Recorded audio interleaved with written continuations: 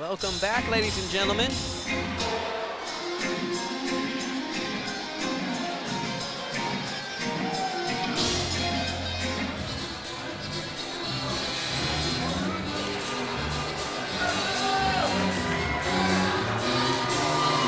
here we have, making his way to the cage, Scrappy Doo, Daniel Cobos.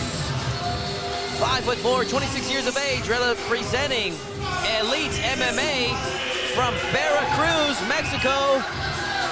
How do you like that, Clay? And I tell you what, any guy that's willing to call himself Scrappy Doo and then get into a fist fight, he's got to have some heart and got to have some fight in him. He asked him what the game plan was. He put it very simply: drown the man, drown him, put pressure on him. I mean, how simple can it get? Scrappy Doo wants to get in a fight. I think he's going to come out here and get in a fight tonight. From Veracruz, Mexico, you have to assume that he's likely a huge fan of Mexican legend Julio Cesar Chavez, and that representing that Mexican fighting spirit. There you see him, Daniel Cobos, and he is ready for action. Yeah, no circling the ring, went right to his corner, ready to swing. And now, ladies and gentlemen, his opponent makes his way to the cage, representing ACS Martial Arts, Nicolas.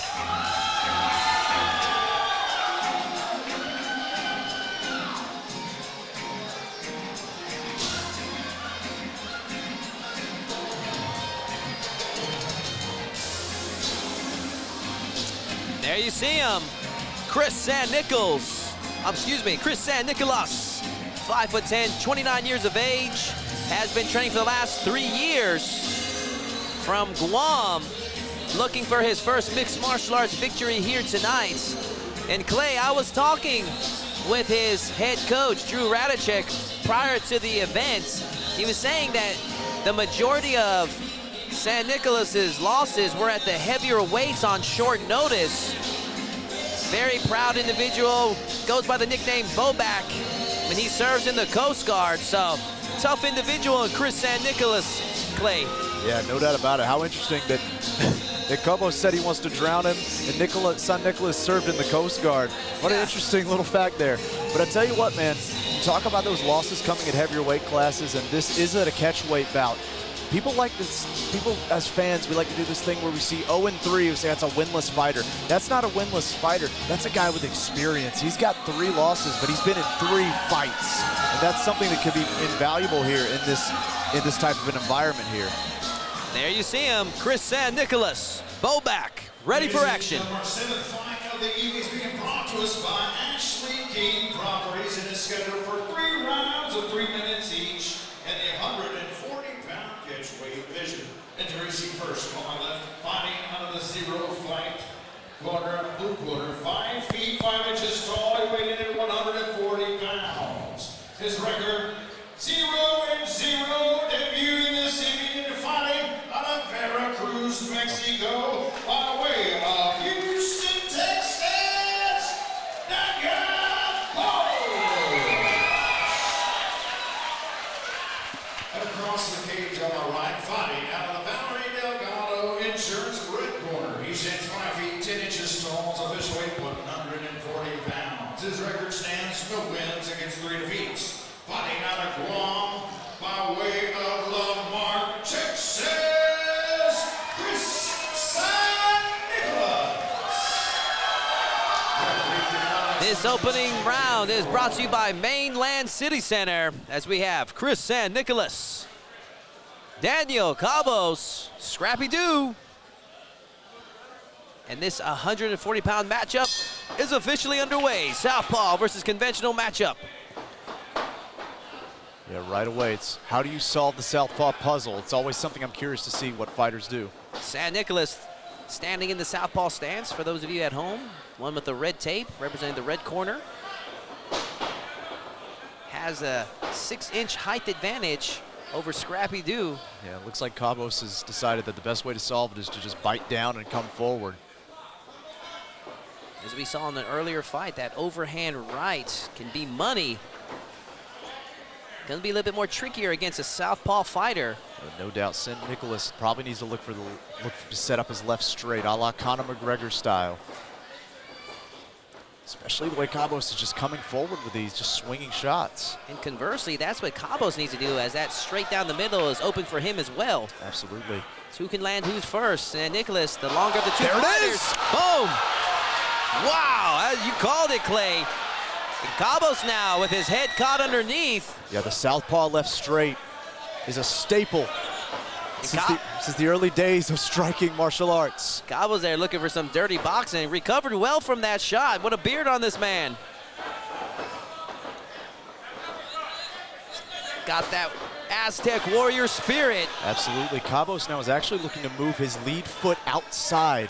That'll help set up his straight a little bit better. Look at the movement, moving to the side, trying to get the foot outside of the southpaw. That's a very smart move there. Mexican fighters have a history of being blood and guts and just moving forward, swinging away, a la Arturo Gatti, Julio Cesar Chavez, you name it. Daniel Cobos from Veracruz, Mexico. I say Gotti. Gotti's an Italian fight. What a It happens, man. It happens. But I say blood and guts. He's one of the first guys I think of. I got you, man. I got you. Oh, again! Left straight from the southpaw. Looking to finish the fight. It's Cobos pressuring into the hips, trying to turn this into a grappling match, Todd. Cobos, can he finish that single? He's in trouble. But that's buying him valuable time to get his composure back. Nicolas needs to stay on top of him.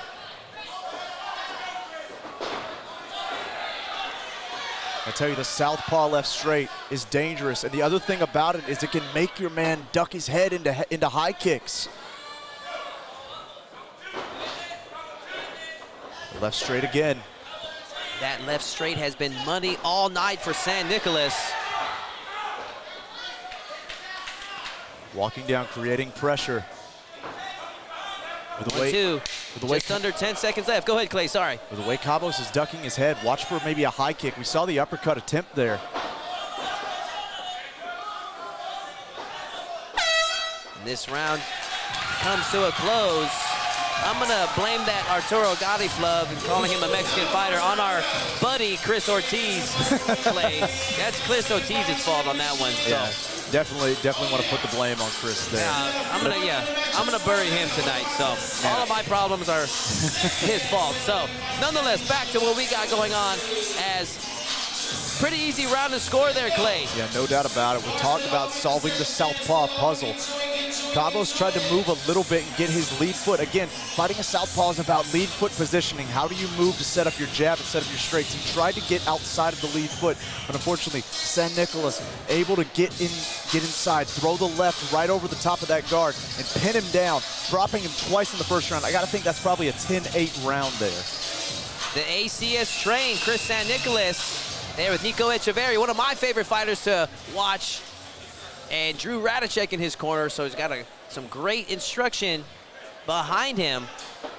But Cobos, Scrappy-Doo, he's living up to that name. He's got a lot of heart. Yeah, no doubt, still in this fight. Here as we get ready to start the second round. The second round brought to you by United Way, Galveston County, Mainland. Check them out at uwgcm.org. And Cobos is trying to move to his left, keep his foot on the outside so he doesn't get caught with that straight. San Nicolas doing a good job, though, of keeping his back to that side of the cage. Inside leg kick there for Cobos. Answered back with a body shot there from Nicolas. And he is just swinging away now. Yeah, Nicolas needs to be careful, though. He is leaving his chin out on a lot of these swings. He needs to punch straight. It's that straight that he's had the most success with. And you know what that says, Clay? That says he's getting more comfortable, just letting his guard down a little bit and just swinging away for it. Absolutely. It's surprising because ACS is known for producing some of the best grapplers that we've seen here in the Houston fight area. And that San Nicolas has been very savvy with his striking here tonight. Yeah, no doubt. Did you see what Cobos tried to do there? He's using his lead foot to get behind the foot of San Nicolas to set up his right straight. That's actually very clever. Maybe cause a trip in the process. Watch the lead foot when he swings this right. He's trying to set up a foot sweep at the same time. As we see San Nicolas with the head movement. And now Cobos running those punches right down the middle, closing the gap, and let's see if he can score a takedown from this body clinch position. Yeah, we can hear Scrappy Doo saying, yeah, let me at him here against this cage. He's trying to turn this from a technical striking bout into a fight. Over underhook position now for both fighters. San Nicolas using that left underhook to prevent Cobos from going any lower. Todd, I gotta wonder if maybe San Nicolas is a little bit gassed. I saw him kind of look up at the clock there. He might have tired himself out throwing some of those punches, trying to finish the fight there. 29-year-old out of Guam. And breathing with his mouth open here. Serves in the Coast Guard. Has a lot of experience under his belt. This is his first fight in over a year. His last fight was in September of 2021 against Alan Reyes. Has had time off, giving him a little bit extra time to find them sea legs. And Cobos is staying in it. He said he wants to drown the big man. We're seeing it here. He's staying on him, trying to drag this fight to the ground. Tell you what, Clay, he was working hard for that takedown, and that really sucks whenever it doesn't pay off. Yeah, and I just saw San Nicolas at the same time go, ooh, big breath there. It's going to be an interesting round to score. I think I might give it to Cobos. That first round was probably a 10-8. Cobos is turning this into a scrap, though, as his name has advertised. And remember at home, ladies and gentlemen, we are loosely scoring this as we are watching it. But if you had to ask me, maybe it's treat this fight as a one apiece. Whoever wins this next round is likely going to be the winner of the fight. Absolutely. We're not judges, we're just watching. But man, so far, after that first round and then the second round, I give it to Cobos. But I tell you, I really, and I might be wrong, I might be misreading it, but I really think San Nicolas might be a little bit gassed there. I'm very curious what Scrappy Doo does coming out. And then from this at home, if you look on that table, you see those gloves on the table, the blue, gold, and red. Those are going to be given from Zero Fight Gear later tonight for our Fight of the Night winners and Fighter of the Night. So it's going to be interesting to see some great fights here tonight. As you are enjoying a catchweight matchup between Nicolas, and Daniel Cobos. Elevate Fighting Championship from Texas City. This third round brought to you by Texas Pit Stop Barbecue, Texas City. We are underway, guys. Let's see who wants it more. And the problem with MMA, every round starts standing, so you've got to resolve this puzzle. San Nicolas, impressive thus far with those straight lefts and striking ability. Low blow there.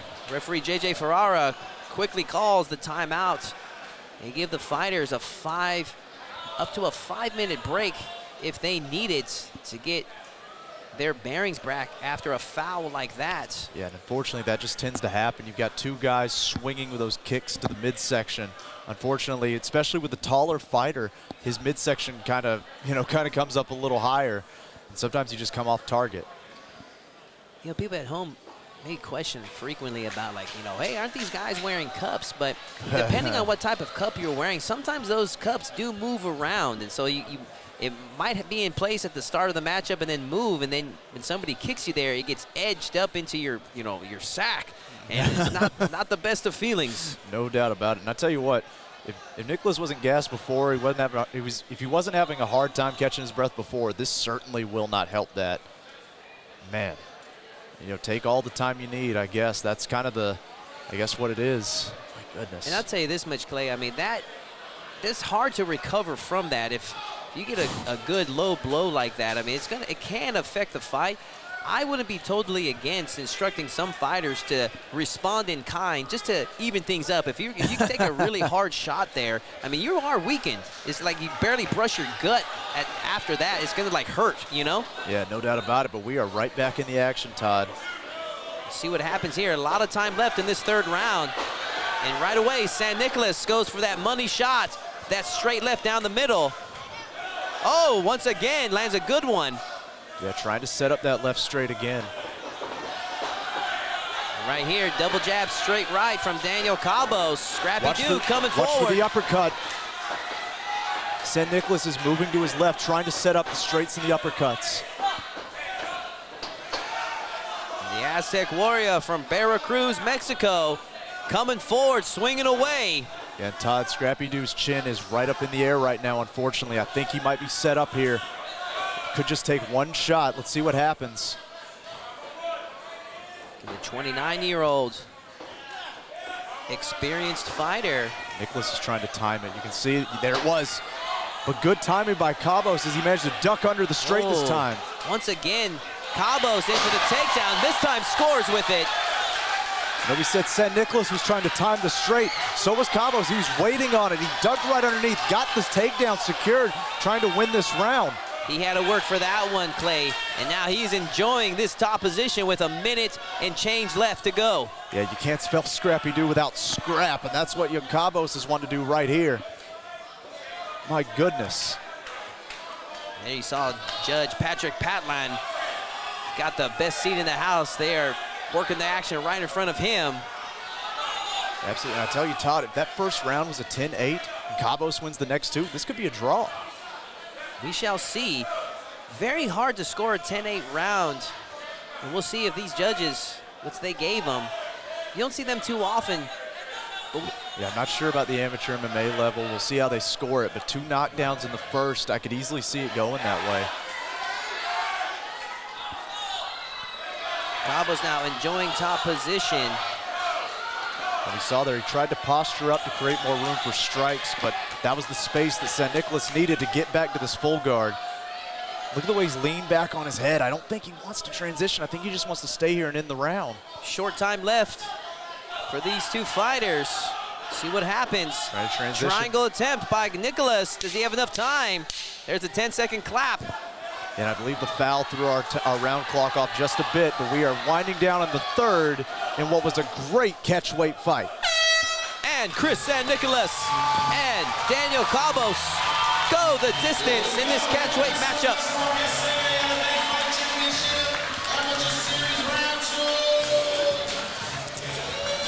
Yeah, that first round, highly unlikely they scored that one a 10-8. San Nicolas scored the two knockdowns. It did solid damage, but Cobos was in it enough and responded in kind enough to where it should be a solid 10-9. 10-8, we probably need a little bit more duration, more knockdowns for that to have been a 10-8, but gonna be an interesting round, fight to score. If it was 1-1 going in that third round, I probably would have to lean towards Scrappy Dude, Clay. Yeah, I think Cobos might have taken it. If that first round wasn't a 10-8, which I'm taking your word on it, you absolutely have more experience in the Texas amateur scene than I do. But if that's the case, then I think Cobos managed to make a come-from-behind victory here.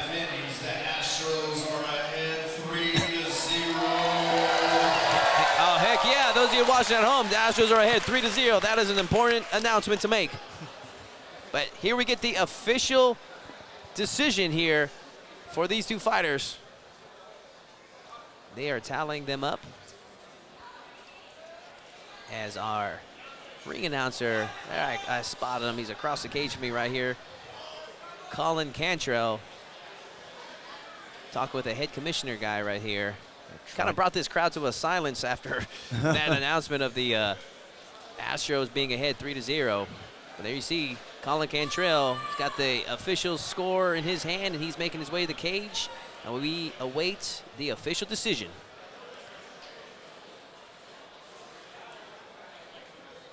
Ladies and gentlemen, big round of applause for these fighters. We on the front round. Go to the judges' scorecards.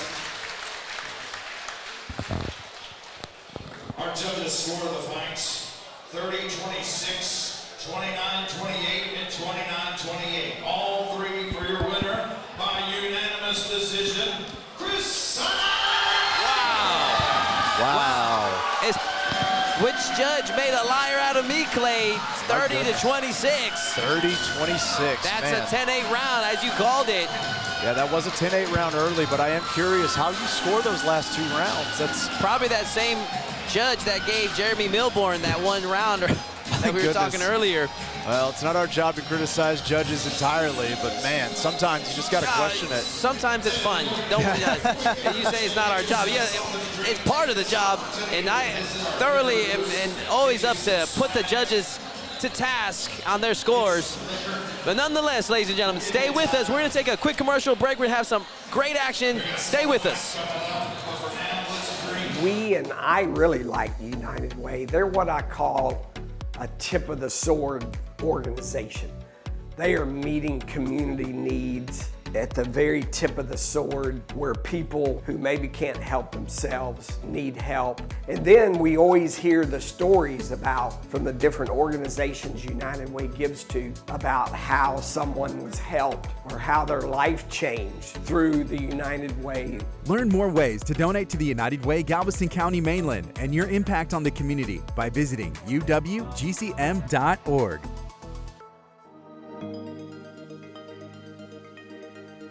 Book your next event, wedding, quince, or party at the elegant Water Grove event venue off Interstate 45 in Dickinson, Texas. Overlooking the Dickinson Bayou, there is space for every event. From the large ballroom to the game room, there's plenty of fun activities for your guests. Visit thewatergrove.com to learn how Water Grove is the destination for you.